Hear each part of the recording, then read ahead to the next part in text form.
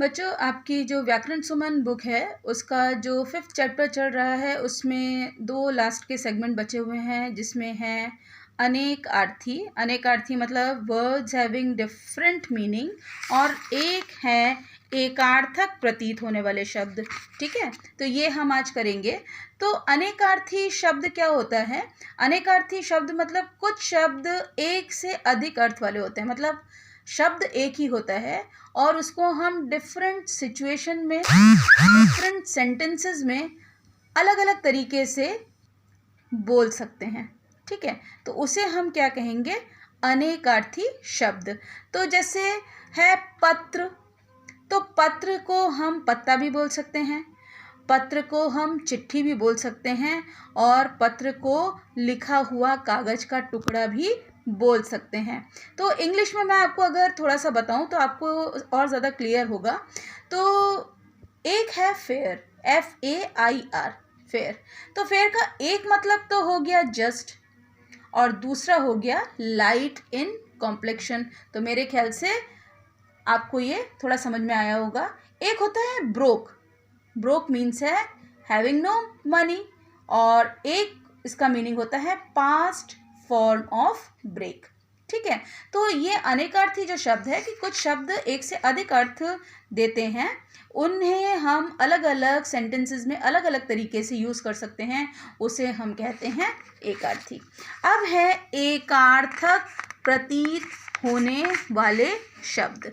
एकार्थक प्रतीत होने वाले शब्द मतलब प्रत्येक भाषा में कुछ शब्द ऐसे होते हैं जो देखने में बिल्कुल एक दूसरे के पर्याय लगते हैं, बिल्कुल एक जैसे लगते हैं, लेकिन उनमें छोटा सा माइन्यूट सा अंतर होता है, उसे हम एकार्थक कहते हैं। और हम सेंटेंस में कभी भी कोई भी वर्ड लगा देते हैं, उसमें कोई भी डिफरेंस हम समझ नहीं पाते हैं, और सामने वाला जो सुनता है उसको भी वो डिफरेंस समझ में नहीं आता है। तो सिंपल सा एक है, जैसे अस्त्र, शस्त्र।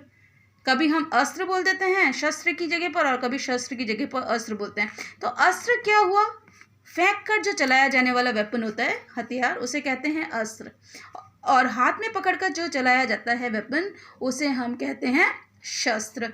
तो बिल्कुल एक जैसे वर्ड्स होते हैं, और हम सेंटेंस में किस तरीके से उनको यूज़ कर लेते हैं, और ये हमें बहुत ही मतलब समझ से परे है। जो सुनता है, जो बोलता है, उनकी समझ से परे होता है। जैसे है अगम दुर्गम।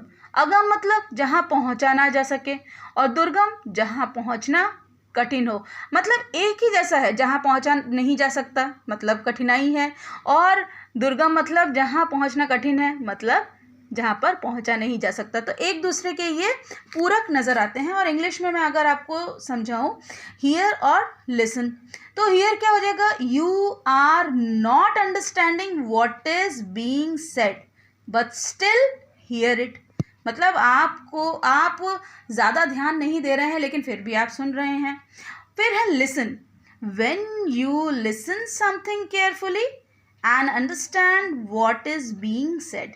मतलब लिसन मतलब आप बहुत ही माइन्यूटली उस चीज़ को सुन रहे हैं।